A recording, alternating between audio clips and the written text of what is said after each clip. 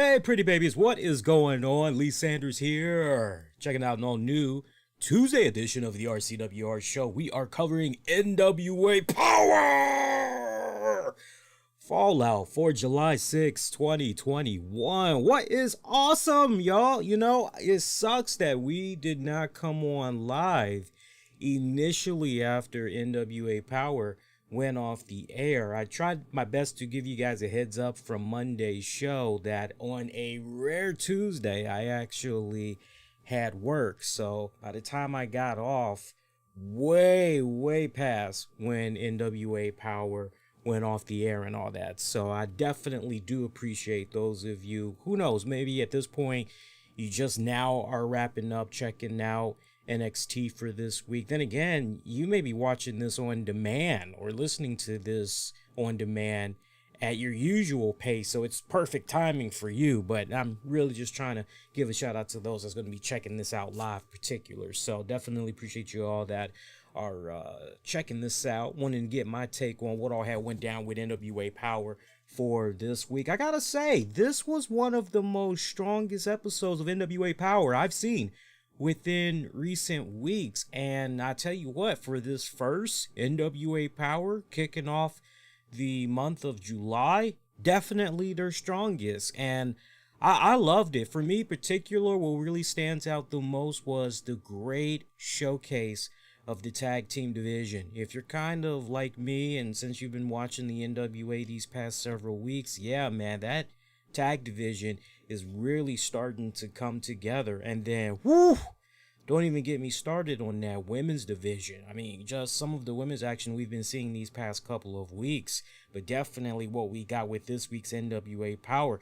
You're really excited to see what all is going to be coming about with that all women's pay-per-view event that's going to be happening in a few weeks. So pretty solid episode, I would have to say. They, on the one hand this week, they showcased the hell out of the tag team division, and then on the other hand, they spotlighted the hell out of the women's division.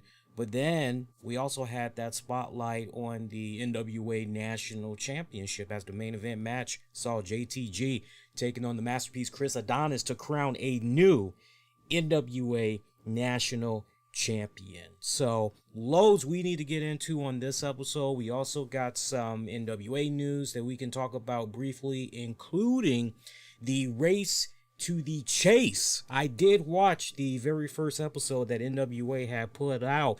I'll definitely sound off about that and loads more, man. So appreciate you guys taking the time out, checking out this episode. So without any further ado, let's talk all things NWA Power. So kicking things off this week, and I know those of you are curious, our color commentators, yeah, Joe Galley, Velvet Sky, Tim Storm. All right, first piece of action we got on the card for this evening. And we also got a return of a classic veteran wrestler. Gotta tell you, I had not thought about this guy in a good minute, so I was really taken back to see this guy pop up on NWA Power this week. A little teaser for you guys right there. A little bit of a teaser for you guys. So, kicking us off, our very first matchup, it was here. Let me actually just get my bullet point notes here. Bear with me a second here. Yeah, bear with me a second here. And we'll be rocking and rolling here. Yeah, so Saul Ronaldo taking on The Pulp. This was for the TV title, 605 time limit.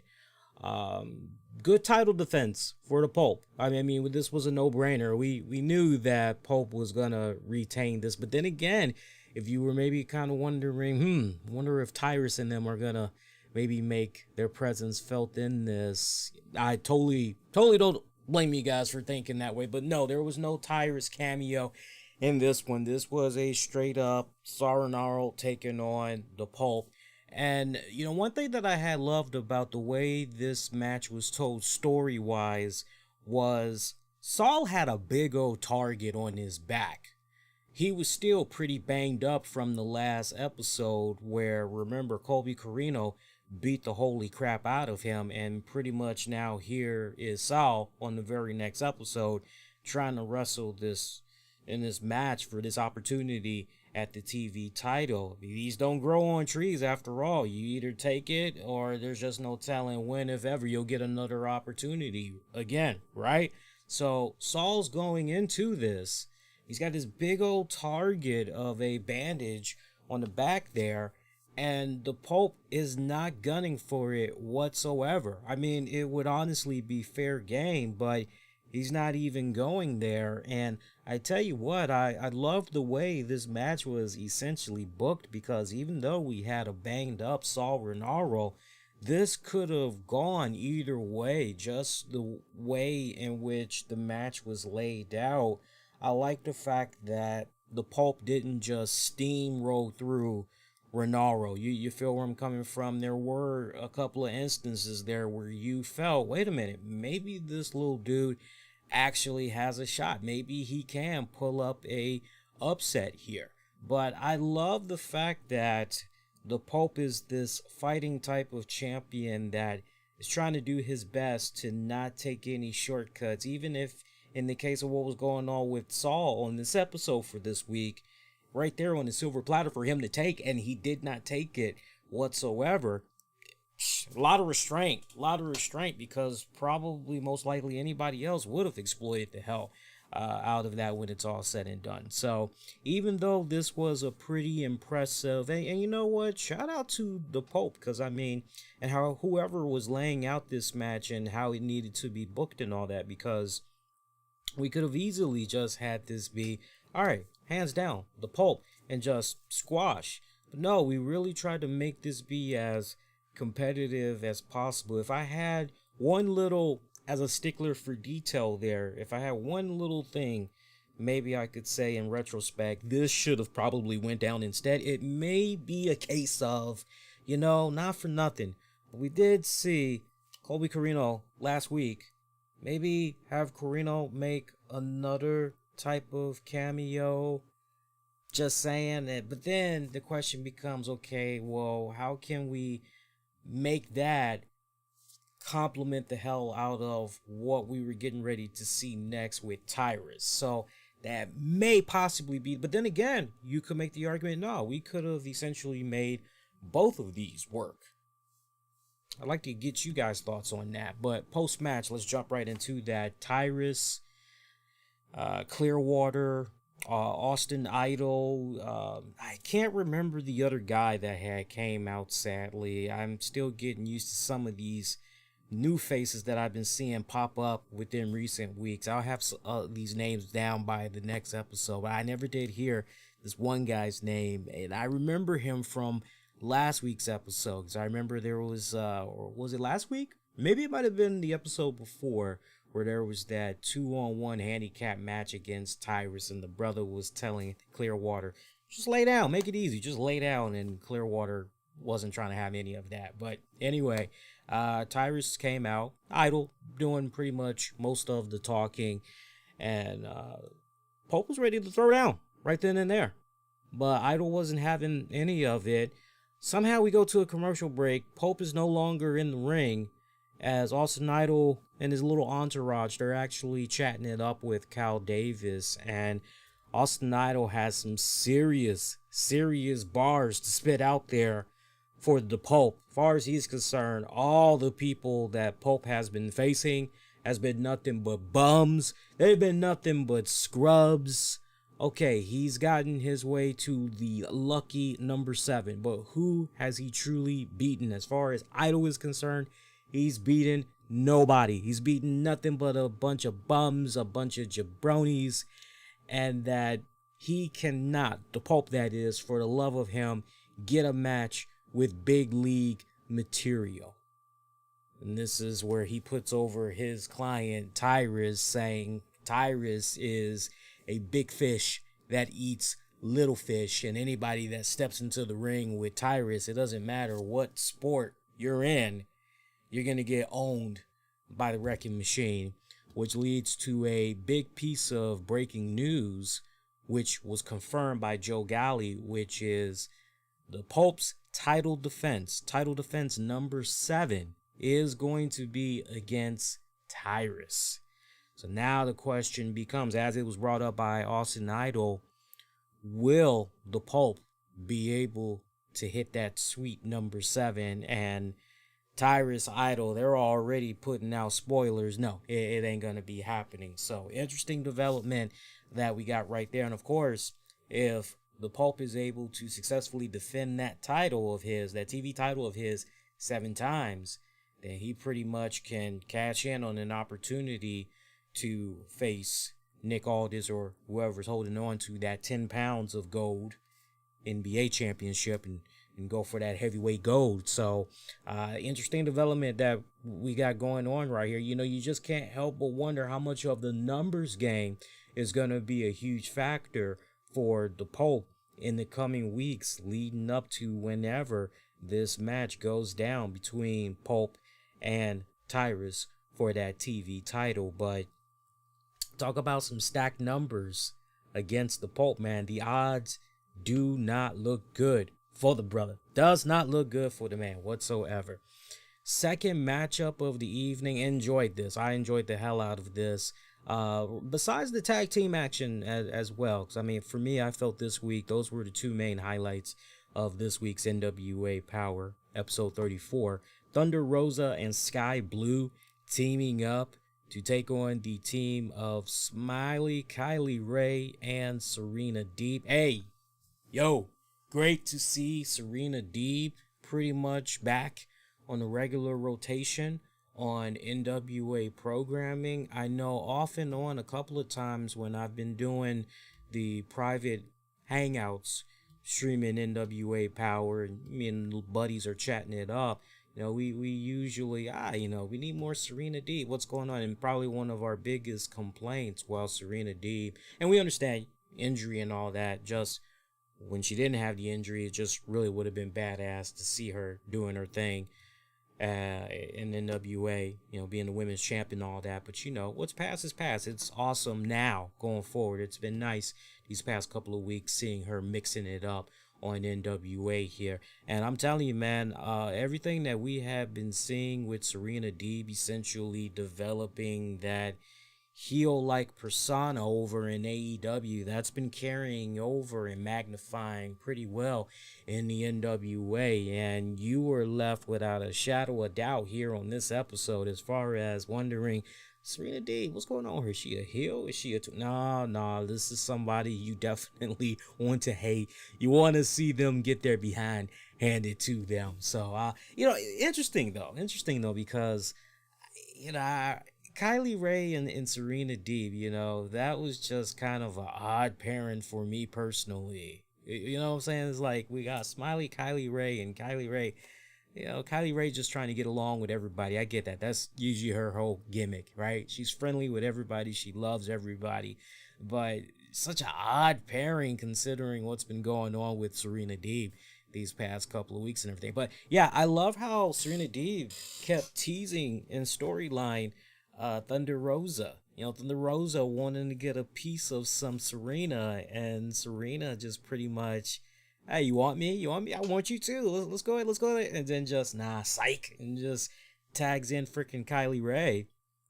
Nice good throwdown too between Thunder Rosa and Kylie Ray. That was pretty freaking badass. Let me actually see those two girls lock it up on that women's pay-per-view that's going to be coming up. Hey, look, 9 times out of 10 though, for real, we're probably going to be most likely seeing Thunder Rosa and Serena Deeb on that all-women's pay-per-view. And I'm just as good with that, if that's the direction we're going to be going in. But good tag team match. Yeah, Serena Deeb really healing it up.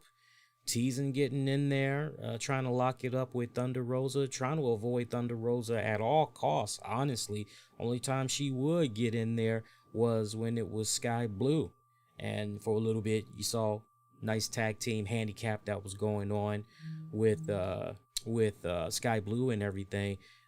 Team of Kylie Ray, Serena Deeb picking up the dub. Kylie Ray making Sky Blue tap out to give her team the win. Hey, Serena Deeb did her part though when it counted the most. Thunder Rosa thought she was going to be able to get in there, try to break up whatever action was going on there between Kylie Ray and Sky Blue. And when it counted most, Serena Deeb pulling on that leg of Thunder Rosa, yanking her down and laughing about it, showboating and everything, and then hauling ass afterwards.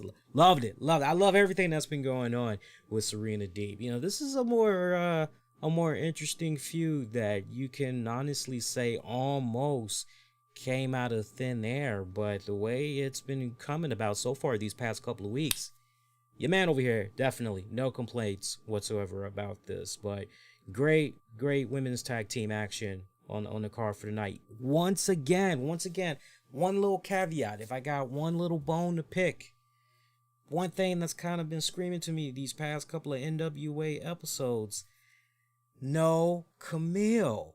What's going on with my girl Camille? Like, Camille has just taken a backseat these past couple of weeks. The one time that we did see Camille, she pretty much was just talking about all things strictly business and not even really about what's been going on with the women's division and potentially who she'd like to face next for her women's championship and all that. So we definitely need to see full circle. We gotta see, hopefully we'll get that on the next episode too, but I'm definitely trying to see Camille in rotation and see her in a interview position with May Valentine and being asked about some of the things that she's been seeing in the women's division these past couple of weeks. And then also talk about that all women's pay-per-view that's going to be coming up. Is there one particular opponent she has in mind that maybe she would like to face at that pay-per-view? And then just, right after that, hey, that pay-per-view coming up, would you maybe like to see that before your title? And then, hey, not for nothing, we got Thunder Rosa, we got Serena Deeb. It seems obvious that one of these women is trying to jockey to be in a position of being the new number one contender. Out of these girls, do you see either one of them ultimately becoming the number one contender to challenge you? Or is your eyes on somebody else that maybe we're forgetting about, maybe we're overlooking, that maybe the fans are actually speaking of, that maybe we all should have our eyes locked on? Definitely need to see Camille be put back in that hot seat. So I don't know if that's going to happen next week, or most likely scenario maybe on a NWA Power Surge episode, but definitely we need to kind of see that come back full circle. Hilarious laugh out loud moment for this week. And I don't like the way it had came off. Really, I don't like the way it came off. But Cal Davis chatting it up with Jax Dane and Crimson. And you've got Jax Dane telling Crimson, "Young, we've been boys for a long time, man. You know I love you, I respect you, but man, just these text messages, man, just, I was going back and forth. I had these text messages, you feel me? And, promise me you won't get mad, yo. Seriously, promise me you won't get mad. Promise me you ain't gonna be destroying property and all that, man. Please promise me. I mean, we boys, right? We boys. I brought you here because I just felt I couldn't handle this over the phone. I just felt I couldn't handle this, one-on-one away from the cameras and all that. I had to do it here because I just want to ensure that you gonna be cool, you gonna be all right. Please, it's just, it was just a series of text messages, man. I'm thinking to myself, damn, Jax, did you freaking text Crimson's woman or something? And, y'all went back and forth, and next thing you know, she sent you a nudie pic, and you sent the nudie pic, and apparently y'all were sexting, and you met up at the Motel 6. Like, what the hell's going on? I'm just like, it's got like that Jerry Springer, Maury Povich type of vibe to it, and I'm glad Cal Davis actually went with the Maury route too, because apparently somebody was there, and Cal Davis had no clue who the hell Jax Dane was talking about, but he was like, okay, well, whoever is backstage, let's go ahead, let's bring him out. And so, you're ready for this, you're preparing yourself, and Slice Boogie, of all people, it's Slice Boogie that comes out And Slice Boogie is just standing right next to Jax Dane while Crimson is just literally turning beet red. And Jax Dane just continues to tell him to just, I mean, he's not even really saying anything. He's just with the hand gestures, like, because it's kind of one of those, dude, you promised. You promised you wouldn't get upset. You promised you wouldn't destroy anything here. Like, come on. But one thing we do hear Crimson say, him? Really? Really? Him? Seriously, him? And it was just kind of one of those, okay, this is awkward. Like, seriously, dude, this is very, very awkward. And it just pretty much ended like that. I like how when we come back from the commercial break, we don't even have the commentators even mention that awkward exchange that was going on there between those dudes. Seriously. That was just one of those. Yeah. Yeah, okay. Anyway, yeah, one of those type of moments. Okay, so on a more serious tip here, So, number one question that we got to have in our minds is, why would Jax Dane reach out to Slice Boogie? Okay, so the two of them were texting and all that. Okay, so the first question I have is, Jax Dane and Slice Boogie, are they now homies? They now buddies. It turns out the more Jax Dane texted up with Slice Boogie, the more he realized that, wow, I actually have a lot in common with this guy. He's not so much of a bad dude as I thought he was. Wow, well, fuck me. And, is that the case? And now Jax Dane is trying to convince Crimson that, nah, man, look, you really take the time out to get to know Slice Boogie. Like I'm telling you, me and him, like, same thing with you, man. All you gotta do is just talk with him. Y'all are very similar. So, like, is Jax Dane the kumbaya guy that's trying to bring nothing but peace to the valley? Is that what's going on with Jax Dane? Or what? So, I kind of feel like I'm on the right track there, but we gotta continue to see this play out on TV. I don't think it's just they're buddies now. I think it's much deeper than that. So, yeah, I'm very intrigued. I tell you what, it definitely had one of those you sleeping with him type of vibes to it. But in all seriousness, like, yeah. But I hope I'm not alone looking at it the way I was looking at it initially. Because seriously, I thought that every time Jax Dane was talking about the texting, I'm going, damn, he must have did something to Crimson's girl, man. Because, like, I don't know nobody. I was like, I don't know nobody that's going to be that goddamn nervous and all that. Just trying to hurry up and spit something out and just prolonging the inevitable. But we'll have to see how that pans out. All right, moving right along. May Valentine backstage segment with Kratos. This is actually a pretty good talking point segment right here, because May wanted to know from Kratos, hey, this tag team title reign that you've had going on so far with Aaron Stevens, how you been enjoying the title reign so far? And he admitted that when he first came into the NWA, which was through Aaron Stevens, he was hired by Aaron Stevens. He pretty much was there to do a job, and the only thing that matters the most is the W. So he kind of references NWA shirt, and in this case, the W for him means win. And that's what he's been doing since he's been in the NWA. So as far as he's concerned, he has really no complaints whatsoever. May picks up on what we've been seeing between these two guys in recent weeks and brings up the question if things have gotten better between Kratos and Stevens.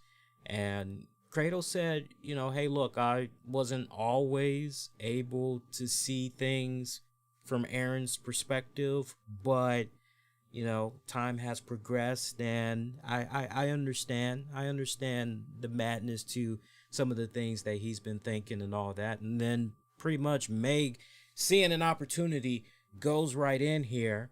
And, what may seem like, I hope you guys are kind of noticing the pattern now, because what may seem like, okay, that's kind of a odd, out of nowhere left field.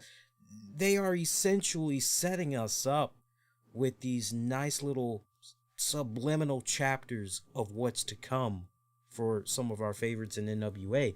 And in this particular case, Valentine wanted to know, hey, Kratos, do you respect Aaron Stevens?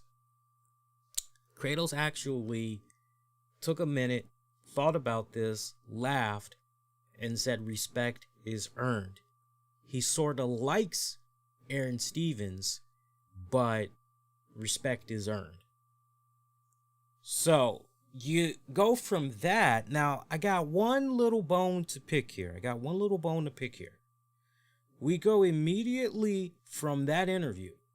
And then we go to our third matchup, which was Luke and PJ Hawks and El Rudo taking on Besta 666 Mecha Wolf and the returning veteran Homicide. We'll get to Homicide in just a hot minute. But special guest commentator here is none other than Aaron Stevens. Now, I paid very close attention here. I did not hear Joe Galli or Tim Storm bring up some of the things that Kratos had said with May Valentine. So I'm a little bit kind of dumbfounded there, how that can, be missed or whatnot. I really would have loved. I mean, because you just think about that transition. We had the Kratos interview, and then boom, we go right to this. We got introduced to Aaron Stevens as a special guest commentator for this tag match and everything. And yet we did not bring up the choice words that Kratos had there in that interview segment. So that for me was just kind of, kind of interesting. So I'm most curious how NWA is going to bridge that gap there. Is it going to be a case where, unfortunately, no monitors were available when Aaron Stevens came out for this tag match, and he pretty much had watched the replay of the show at his hotel and he saw that interview segment, or maybe he was watching it online afterwards? I'm most curious, but yeah, I hate to be a stickler for detail, but when I see segments that are just stacked like that, that's my mindset. I just automatically go right there, and when it's not acknowledged, I'm just kind of a little help here. But good tag match. Basically, man, you want to talk about good tech, good lucha libre mixed in there as well. I mean, this was the match right here. It almost kind of felt like I was maybe watching a little bit of AAA action. Quite honestly, I mean, it was that damn good. The 44-year-old Homicide, though, can we just talk about Homicide, though, for a minute? I mean, you want to talk about journeyman of a wrestler. Take your freaking pick, man. ROH, you want to talk TNA? You want to talk Impact Wrestling?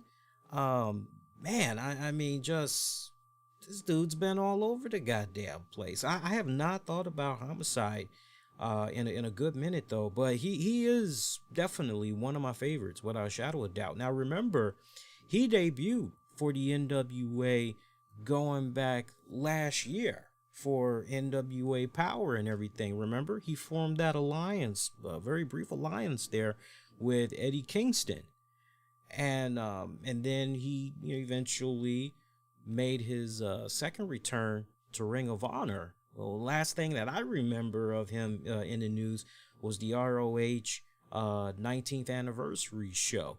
And he was in that new faction called Violence Unlimited, if you guys remember. That was like the last thing that I remember, and pretty much, because I mean, I haven't really been watching ROH since the pandemic. So I don't know what's been happening over there. I don't know if he's been a regular Stapleton over there or whatnot. So it's amazing. I'm a bit surprised that Homicide hasn't done anything with AEW, quite honestly. And it's kind of one of those, well, what's going on exactly with his contract, or at this point, is he a free agent right now? Curious minds want to know. But I tell you what, him in that team with Mecha Wolf and Besta 666, oh man, they flowed so damn well together.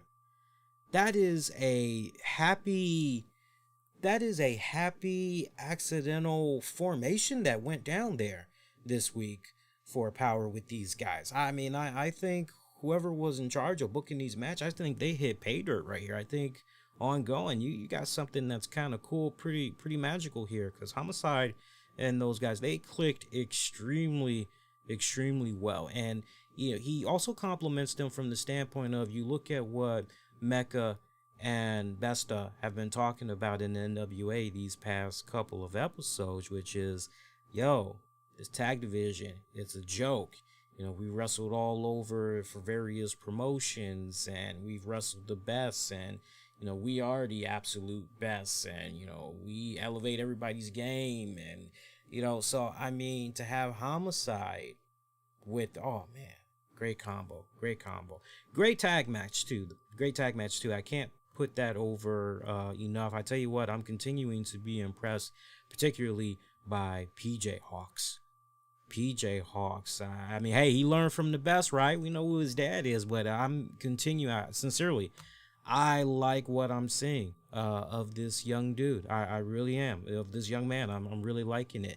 It's interesting because I look at certain people that have come up in wrestling over these last 20 years. I look particularly at the Dominic Mysterios. Or I can look at Brock Anderson. Or I can look at Billy Gunn's kids, for example. And the list, it goes on and on and on and on. I could even look at Taz's son Hook. It goes on and on and on. And, and this is no shade to any of those names that I mentioned. But when I look particularly at PJ Hawks, I just go, yeah, you know what? This young man, yeah, he's further advanced than some of these other names that I just put out there to you guys. As far as in-ring ability, I could probably make a really good argument as far as in-ring persona too. He seems to be a little bit, or at least have a little bit more of an edge over some of those other names that I had mentioned within reason. So, yeah, very impressed by the man. Very impressed. I mean, just to see where he is right now, it's kind of one of those, man, can you just imagine where this kid is probably going to be in about 3 to 4 years? Just saying. Team of, who won, by the way? Yeah, you know what? The team of Mecha Wolf, Homicide, Besta picked up the dub. Mecha Wolf with a pretty ass 450 splash on Luke Hawks to get the dub. Main event match, Chris Adonis taking on JTG. This is to crown a new NWA National Champion. Good matchup. This match went about, because I remember looking at the remaining length of the show, these guys went about, minus the entrances, it was about 15 minutes, maybe 15, somewhere between 15 to 18 minutes of a match. Good way to close out this week's NWA Power. Nice good back and forth between both guys. JTG, Jay the God, I was rooting my man. I was rooting for my man. No mas. JTG did not get it on this one. A little bit of controversy here. Now, special commentator on this one, Trevor Murdoch. Trevor Murdoch was at ringside with Joe Galley, Tim Storm calling the action here. And I tell you what, not once, not twice, it was a couple of times there where Chris Adonis slapped on that master lock. And it kind of seemed as though JTG was he powered out of it. But I'm telling you, man, longer the match went more in favor of Chris Adonis. And every time he was able to apply that master lock, I'm telling you, man, I love that story that was being told as far as JTG. JTG, he's got enough strength. He can kind of power out a couple of times there, but if Chris Master keeps applying that bad boy, you're getting weaker and weaker trying to get out of it. All that energy, all that strength that you muster up to be able to get out of one, it's like, okay, that was pretty draining. Let's see if you can do it 2-3 more times and still have that high endurance. I love the way, storyline wise, this match was laid out. Sincerely, I do. The finish to this definitely raised the eyebrow. Fred Rosser actually was at ringside. He just poof out of nowhere. Actually threw in a towel. Referee called for the bell. Chris Adonis becomes your new NWA national champion. Trevor Murdoch calls Fred Rosser over, says to him, why did you do that? And Rosser telling him, hey, that's my boy. He's had my back since day one. I got involved in this business. He's always been there for me. That's my boy. There's no way I was going to let him go out like that. I'm trying to help him live to see another day. I'm trying to help him live to fight another day. That's why I did what I did. Trevor Murdoch brings up the question, okay, yeah, but do you not understand that it made more sense for you to just let him lose like a man if he was going to lose? But this was his story to tell. This was all on him. And at the end, even if he was going to lose, at least he still would be able to hold his head up high and essentially say, hey, on this day, the better man won. The better man beat me. I'm okay with that. Do you understand what you created here? And Trevor Murdoch, I loved that role that he fit in there and everything. Obviously, he's looking out for his own interests too, kind of canvassing the scene, because these might be future opponents for him down the line if he ever decides, okay, you know what, I want to actually go for that championship. But Fred Rosser, he is unfazed by this whatsoever. Right down to the point, Trevor Murdoch says, what do you suppose will happen once JTG comes to the realization of what you did here? Are you really sure that's going to go over well?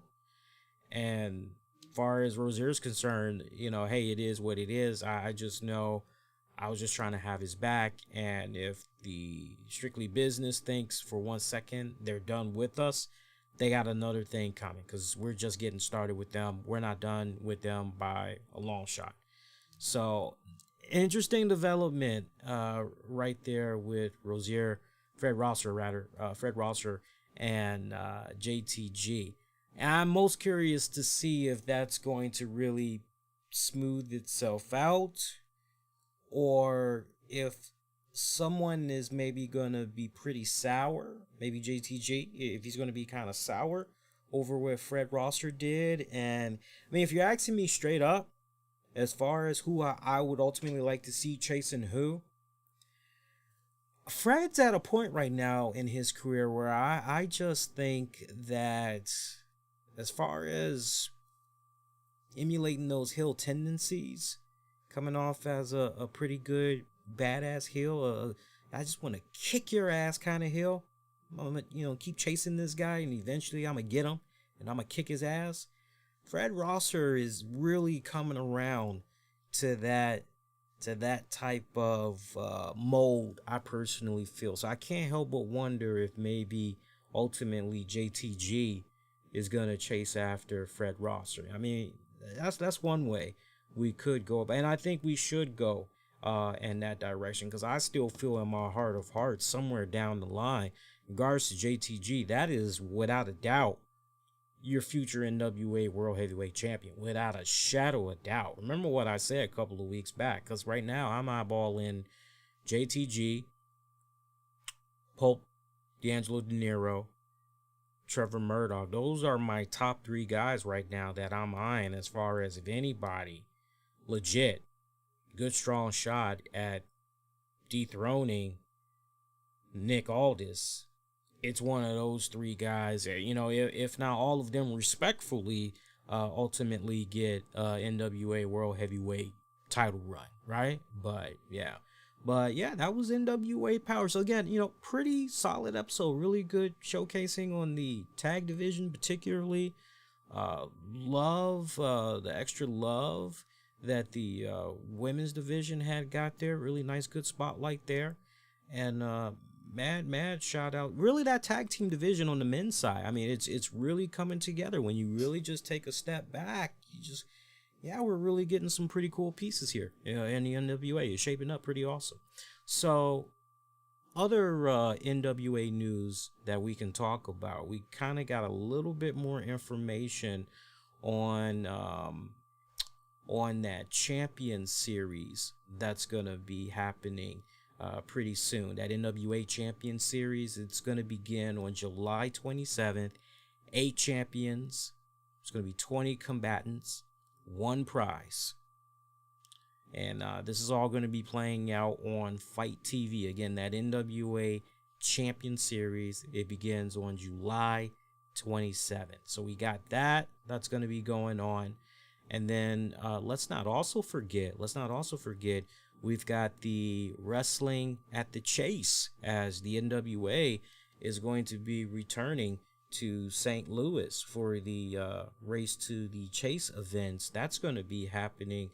They're going to be in St. Louis for multiple days in August. August 28th, August 29th, August 30th, August 31st. This is going to be the first time that wrestling, at least for the NWA and all, this is going to be the first time that they're going to be here at St. Louis. First time in 37 years. You got to rewind it back to 1984. I mean, that pretty much was the last time wrestling pretty much was there and everything. And NWA did a really nice, phenomenal job with their very first episode of Race to the Chase. So Race to the Chase series. They got their first episode that's up right now. Very short. You're in, you're out. It's about 10, 11 minutes. And it gives you nice history on St. Louis, some of the matches that has played out there in regards to Wrestling at the Chase. I definitely would highly encourage you guys, especially, for you guys that are, wrestling historian buffs, or you appreciate old school wrestling. I definitely would say to you guys, go out of your way and check it out and look up other stuff online and everything. But yeah, Wrestling at the Chase, it was a pretty successful television series of local and national historical proportions when you really stop and think about it. And just when you look at that period of my God, because I think that started off in the late 1950s, and it went on until like 1983, 1984. And you just look at everything, everything involved in there. There was even a WWF taping that was held at the Chase, believe it or not. The Wrestling at the Chase, like, constantly, it was one of the highest rated television shows in the St. Louis area. So that should give you some type of an idea, back in its heyday, how cool and kick-ass this was and everything. So I think, like, as we go forward, maybe like as a nice little companion piece, maybe we'll do some like historical moments of things that had happened at the Chase that we could talk about. I think that would be kind of cool to revisit from time to time. But yeah, Chase Park Plaza, man, it's pretty much out there in St. Louis where all the action had went about and all that. So a lot of stuff that had went down there, and I think that's cool. I think what we'll probably end up doing is maybe put up a poll and ask you guys if that's maybe something you would like, going forward, especially as we get closer and everything to that. And then let's not forget, we also got NWA 73. That's going to be happening pretty soon. We got that first ever NWA women's pay-per-view event that's going to be happening. There's just a whole lot of stuff that's going to be going down. But yeah, NWA 73, the NWA POWERRR event. I believe that's the name of the women's pay-per-view too, if I'm not mistaken. So, hey, a little bit of a sad note, but definitely thoughts, powers of positivity. Really, and I sincerely mean that. Thoughts, powers of positivity. That's really what we need right now. Definitely need to send it the way of a NWA alum and Terry Funk, the pro wrestling veteran. It's been revealed that he's going through some serious health issues right now. You know, we know he had it pretty rough when he lost his wife several months back and everything, but apparently he's receiving residential care right now for multiple health issues. It's not just about the body, but it also has a lot to do with his mind as well, as he's been dealing with dementia. And when I heard that just, oof, we had lost a friend of the family due to dementia some years back, and yeah, that's all I gotta say. Not to get too Debbie down, but it's a rough battle. It is a besides cancer, somebody that's diagnosed with dementia. Yeah. I wouldn't be surprised if this really didn't surprise that many people, given some of the things that we've seen of Terry Funk over the years. I really wouldn't be that surprised if some people kind of maybe always suspected it or whatnot. But if there's ever a time that the community needs to come together, give some good strong words of positivity, send good kind wishes, hey brother, just keep me in my thoughts and all that, definitely right now it's definitely the time and all that. So I tell you what, it's been pretty positive for majority of the day, seeing different people of the wrestling community come together and wishing for Terry Funk to do his best to kick this fucking thing's ass and all that. So interesting sidebar here, because I was noticing something that John Layfield had posted. Apparently John Layfield is in the DC metropolitan area this week. Kind of interesting, but yeah. Other than that, just trying to think if there's any other NWA news that we need to get into for this week, and nothing else that really stands to my mind right now that we need to go over. For the most part, kind of relatively quiet. I know there's a couple of interviews that's out there. I know JTG recently did something. I know Melina did something. I'm definitely gonna check those out, and maybe we can kind of follow up. If anything, maybe we can kind of follow up on the Wednesday show that we got planned for you guys and talk about it on there. But speaking of the Wednesday show, yeah, next episode Wednesday will come on at 10 p.m. Eastern. After AEW Dynamite goes off the air, we'll talk NXT, we'll talk Dynamite, we'll talk some more wrestling headlines. I will definitely sound off about Jimmy Uso's latest arrest. I will be blunt. I will be as honest as possible with regards to that particular situation. I think you guys will appreciate what all I have to say in regards to that. I'll also give you guys my reactions on the NBA Finals Game 1 between the Suns and the Bucks. So we got a nice loaded up Wednesday show planned for you guys. Tuesday show, I know you guys are waiting for the audio version. I'm actually going to release it right now. The audio's pretty much already been mixed. I just got to put in the intro and the outro and upload it for you guys, so you all will get that. The audio version of this NWA Power Recap, I won't have the audio version be available until Thursday at the latest, because I like to try to space it out a little bit for the audio. So Thursday is when you guys will get this, okay? So FYI. Shout out to our Patreon familia, patreon.com/RCWR show. I think we did pretty good, and especially because I didn't even do this. As you guys get ready to make your exit, do me a huge favor. This is my first time doing it this whole episode. Make sure you hit that like, hit that bell, but definitely hit that like. If you do anything, hit that like. When you do that, that helps push out our content more towards the YouTube algorithm team. It really lets them know, hey, people had appreciated this. You know, let's push this out to people that are looking for NWA coverage, you know, content. And it definitely helps them out as far as recommending for folks. So it helps us out tremendously. It gets more eyes on the content we put out. Do that. It's free. Appreciate it in advance. You can get at me on Twitter, Facebook, Instagram. Use the keywords, the RCWR show.